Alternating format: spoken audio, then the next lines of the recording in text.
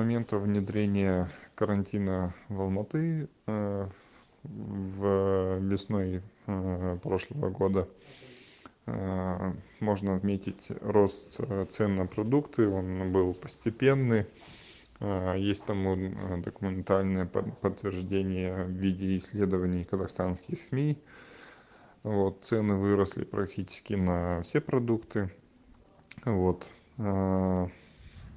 Если говорить о транспорте, то можно отметить недавнюю инициативу главного санврача, который в субботу и воскресенье запретил перемещение общественного транспорта в городе вообще. То бишь, как добираться людям из пригорода в Алматы, даже если они работают в субботу и воскресенье, было абсолютно не очевидно. И никакой информации официальной не было. Видимо, власти думают, что все могут позволить себе такси, либо личный транспорт.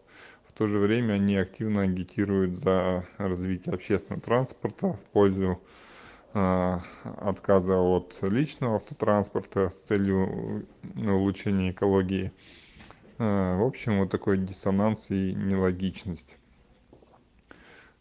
В то же время можно отметить абсолютное отсутствие инициативы с точки зрения увеличения количества там, автобусов, троллейбусов, чтобы понизить наполняемость общественного транспорта, потому что сейчас многие автобусы, которые выходят на маршруты в часы пик, заполнены просто битком, и, естественно, ни о каких безопасных дистанциях и соблюдении масочного режима не может идти и речи.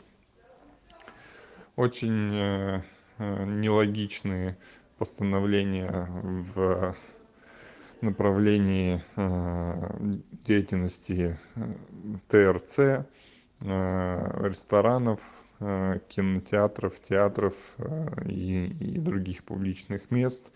Им то разрешают функционировать, то не разрешают. В то же время никакой объективной информации в пользу того, почему они не могут работать, даже с учетом всех соблюдений гигиенических норм, официальные власти не дают. В общем, очень много вопросов, на которые никто не дает четких ответов, и в коммуникации происходит большой провал.